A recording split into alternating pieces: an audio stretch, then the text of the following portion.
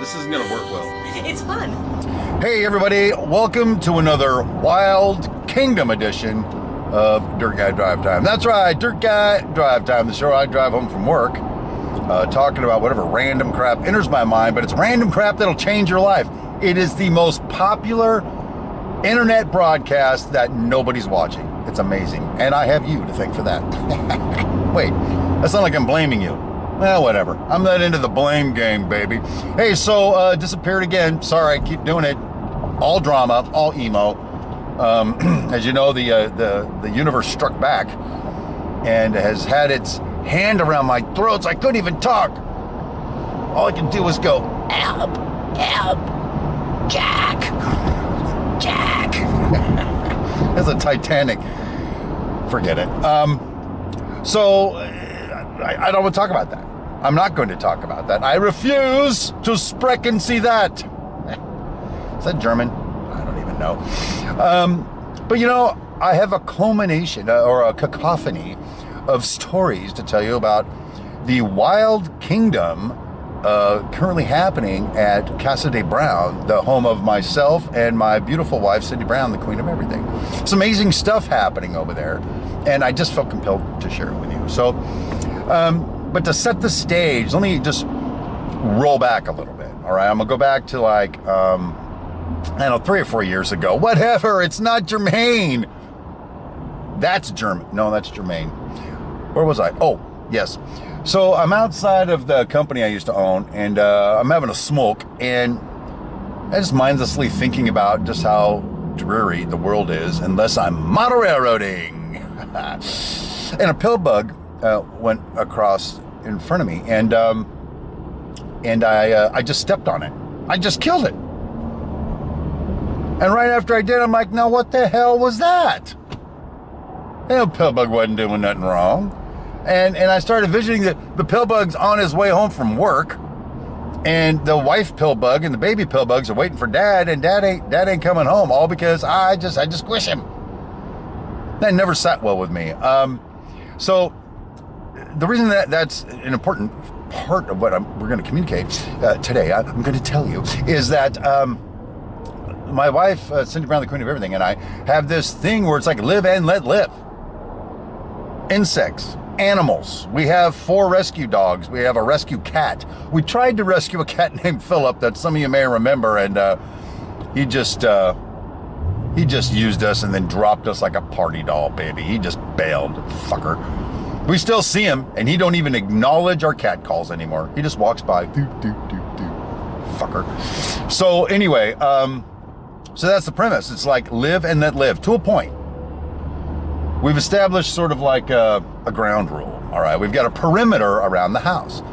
As long as the living things stay on that side, hey, get her done. Go eat bugs or spin webs or fart or whatever you do when you're not being killed by human beings. But do not cross that line. Because you cross the line, we take action. It's just the way it is. It's kind of like one of these days when Canada invades the United States. I mean, we're all buddies now, but once they invade, you got to shoot them, right? Hey, you crossed the border, bitches, that kind of thing. Or not. How is that important? Oh, anyway. So we'll start with a little bit more background on how Cindy and I feel about living things, okay? We've got a front porch that she and I sit on when I get home from work, when we wake up in the morning.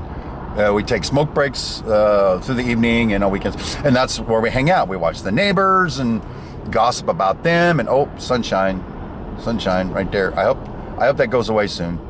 Otherwise, this could be a really shitty episode, huh? It's not going away, people. There you go. I'll just do this. I swear I will uphold the Constitution of the United States of America now that I'm Emperor of America. I ran for Emperor. My dogs voted for me. So anyway, that being the case, this is terrible. I can't believe I'm doing this right now. Hello? What a stupid show. Oh, while we're in a tunnel. So we sit on the front porch, and to paint the context for you, I'm driving with no hands, by the way. We have rose bushes right in front of us and to my right. And we don't just have any rose bushes, baby. We've got Chantel, Stanley, Jeffrey, and the Peanut Gallery. There's so many rose bushes over here. I didn't feel like naming all of them. And they're kind of wacky, so we just call them the Peanut Gallery. Funny thing is, Cindy and I will actually talk through the rose bushes. It's like, hey, Chantel, Chantel, it's funny. We named her that, and I don't know why, but she's got big blooms, all right? She makes big roses, so she's Chantel. And George and, Jeffrey and Stanley, they're boys, and so they kind of have, you get the drift, right? Whatever, they're rose bushes. We talk to them, hey, rose bushes, how you doing? Then also, specifically, not this last summer before, we had a spider show up right in front of me, right in front of Cindy. Well, it was kind of both. He kind of moved around a little bit. He didn't like to play favorites. And we named that little spider Smeagol. It was like, hey, look, it's Smeagol. And I got to tell you, we'd sit there watching him for, well, hours, but seemingly endlessly, spinning his web. And he was a master web designer, I would say. Boy, if you guys can get past all this sunlight glare while we're doing the video, you really are fans of this show, because right now I'm just pissed off. So the Smeagol, he moved out. I don't know. He just used us and kicked us to the curb. But then a new spider named Sluggo showed up. Sluggo, he was like that big. He was huge. And the beautiful thing about Sluggo is he was off to my right. I'd come home from work and where's Sluggo? Nobody's seen Sluggo. I'd go over there looking for him. I'd call his name and Sluggo would show up. He'd go boing. Cindy couldn't believe it. She used to tell the kids, that damn spider comes out to see your dad every time he gets home from work. So we had a pretty good thing going. So we loved the spiders. We named them the spiders, but I got to tell you, a couple times we've seen spiders in the house, and I'll say sorry, bro, but they crossed the line. You can't cross the border, man.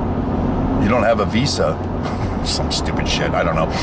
So, but those are kind of like, insect kind of stories. Is this distracting? I think it's distracting. Oh, it's going over there now. But then the plot thickens, my friends. It's getting thicker. It's like heavy cream getting thicker. Yeah, there's a motorcycle over there. Oh, that's not a cop. And if it is, I hope I'm okay to be talking to my camera right now. It's hands-free, by the way. So the other day, some time ago, Cindy's out there in the morning having her coffee, waking up, just doing her Cindy thing. And she hears a little rustling over by the Peanut Gallery. And she looks over there, and what does she see? There's a coyote. The coyote decided to come up and have coffee with the wife. That's amazing sauce. And so Cindy is in fight or flight. She's afraid if she does anything to scare it, it'll attack her. She's afraid if she runs away, it'll attack her. But some kind of way the coyote noticed Cindy and got startled. It was like, ah, shit, and bolted. Because if you've ever seen Cindy scared or mad, you don't mess with her, baby. You just don't. You just get the hell out of Dodge. Trust me. Married to her for 10 years. I've got the bruises to prove it. I'm just kidding. There's no bruises. Well, none that I can show you. Anyway. So that was an amazing Wild Kingdom story. But they get better. I'm out there one morning, having my coffee, having a smoke, waking up. It's about 3:40 in the morning, 3:45 in the morning. And I hear a little rustling in the bushes to my left. And I got the lights off because I don't like it bright in the morning. But I see the silhouette of some big furry creature coming towards me. Oh my God, crap. I don't even know what it is. I can't tell. And, I still got the coyote story going in my head. And it looked at me and its eyes burned like fire. It was a possum. Yeah, it was a possum. So I realized I don't think I'm too afraid of possums. Although they kind of have that little devil kind of thing going, and it creeps me out, to be honest with you. But I was okay. The possum actually sniffed my direction a couple times and then said, "Good morning, Steve," and then just walked right in front of me. From my feet to the planter in front of me is maybe 2 feet. Right through the planter, right in front of me. They didn't even give a shit that I was there. Amazing sauce. Oh, but then I'm not kidding you. This was like 2 or 3 weeks later. I'm out there again in the morning, 3:45, and I hear a rustling to my left again, and I look over at the unmistakable sign of a white stripe down a black body. This is no joke, no lie. I'm looking over at Mr. Skunky Pants over there. And first of all, I'm just sitting in my bathrobe, right? So I can't, I don't know, knock on the neighbor's door. I don't know, what can I do? So I'm start, boom, boom. I go into high gear, you know. And if I run to my right, I'm going to run into the peanut gallery. And they're rose bushes. I'm going to bleed out, all right? Not an option. If I try to run this way, I'm going to run into Stanley and Jeffrey, get punctured and bleed out. So if I run that way, I'm going to run right into the skunk. He's going to get scared, and he's going to hose me like a minigun, all right? I don't want to start my day smelling like skunk, baby. So, I'm sitting there trying to think, what the hell am I going to do, man? Please. And the skunk takes a couple steps towards me, and I'm like, I just said this to the skunk. I'm like, oh, please, no. And the skunk sniffed a couple times and just walked away. Again, right in front of me, like the possum did. Total amazing sauce. And I have to say, that was a harrowing experience. I've been up close to skunks when they've sprayed. It ain't pretty, baby. So then I've got one more for you, and it's about how my garage is now, I believe, haunted right now. My hobby room is haunted. A while back, I was working in the hobby room and saw a little scurry went by.